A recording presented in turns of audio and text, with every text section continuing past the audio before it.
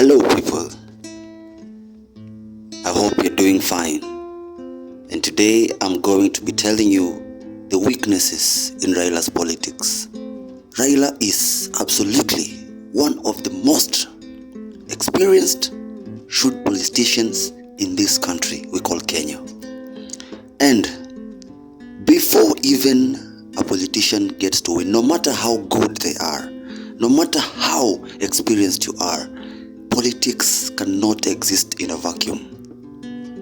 The number of issues, a number of snags, and a plethora of loopholes within Raila's politics. And these are the things that are holding him back, or rather, they have been holding him back all this time in his entire career. I will start. Number one, ODM is known for arrogance and internal mistreatment, even to their own people, and they have this thing we call overconfidence, which we even saw them creating billboards, from the Infotech analysis. We saw them saying that they have already won. They put out their data. We even saw them naming cabinet secretaries even before they won. We saw a lot of overconfidence from this team that actually drives Raila's campaigns. We even saw them going for parties. They had already won in their minds. And in fact, this is one of the reasons why they went short of 230,000 votes. Because, once you have given your people the notion that they have won the election, they will not come out in numbers to vote. And that is one of the things that Ruto was watching. And he knew clearly that his people have seen that, and they will come out in large numbers so as to counter the numbers that were being perceived as to be bringing a win towards the Azimio side. Number two, lack of organization. We have even seen in rallies, ODM rallies, Azimio rallies, we have seen people behave like goons. We have seen the mob effect where people can even pass chairs when Raila himself is talking. We have seen people talking on phones behind the dais when Raila himself is talking. But on the other side, you could see that Ruto was totally organized. His people were kept. You could even see from the photos that they were well organized. Nobody could just pass on the dais, people busy doing things, making calls, passing chairs here and there. It was an organized political campaign wherever they went. And we could even see them doing showbiz. They even came up with a vehicle, well pimped in Kenya here. You see, that shows you the style of politics that Ruto took is highly organized. Number three, he is not well advanced with the church and any other religious factions. You see, as a politician, you cannot only depend on your tribe, history, and age, because that is where Raila has rich kind of ushawishi towards his people. But you see, Ruto clung to the church. Ruto was giving out money publicly, fundraising in church every day. And he started these campaigns as early as 2018. Every day fishing and dishing out money and supporting religious groups. And we saw that it worked right for him. Then the next thing about Raila is people perceive, international foreign forces perceive him to be to have Russian ties. Raila was schooled in Russia. His father had very serious, rich ties with the Russian government, and that you can see. We have the East and we have the West kind of proxy wars all over the world. They will never.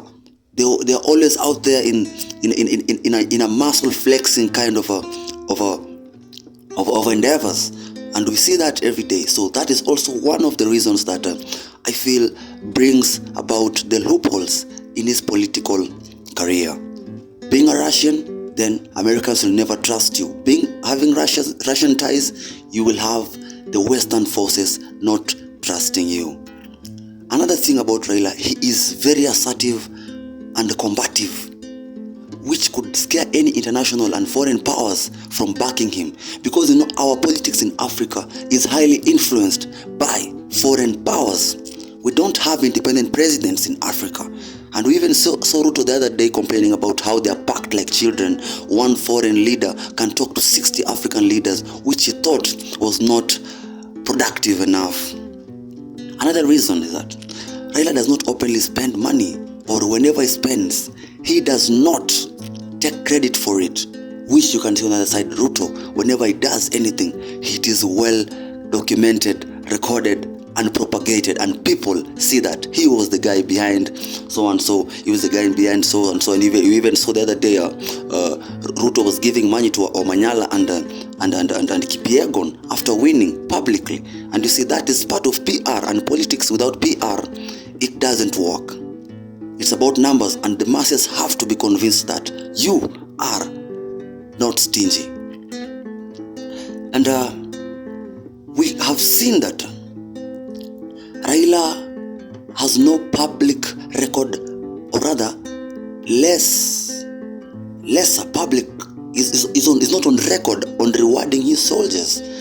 Majority of his people always talk about betrayal. You can even see Miguna who saw him at the Nyayo. Was it Uhuru Park? But we see Miguna was he was abandoned to rot in Canada. You see? But you can see on the other side, Ruto, he is so keen in rewarding his people. We haven't seen him trying so much, bending backwards and appointing 50 cabinet, administrative secretaries. You can imagine that kind of a man who bends backward to make sure that his people are well positioned as he promised. We have even seen people like Malala and Monica now sitting in the cabinet.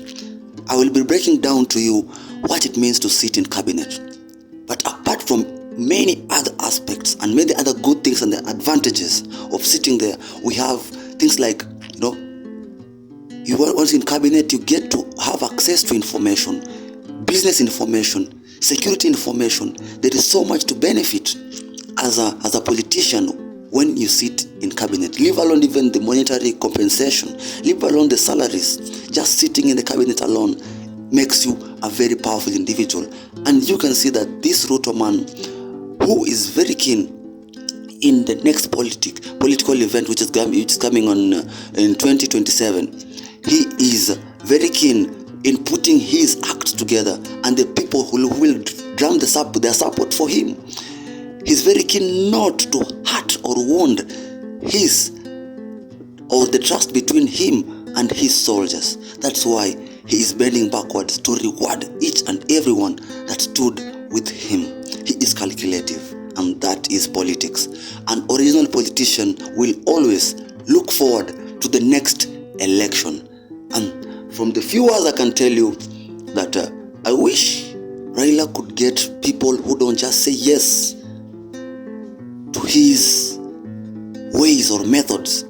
If he could get people who would tell him the truth, like myself, Raila would have been president long time ago. A few things that just need to be fixed, and he will have a chance even come 2027. Put your house in order. Put your campaigns into in a well-organized manner, and then you will see the difference. For those few words I've said, this is Omwami. The next video I'm going to be giving you will be about the importance, or rather the advantages that you're going to have people like Malala sitting in the cabinet. Thank you so much, and have a fabulous weekend. Cheers.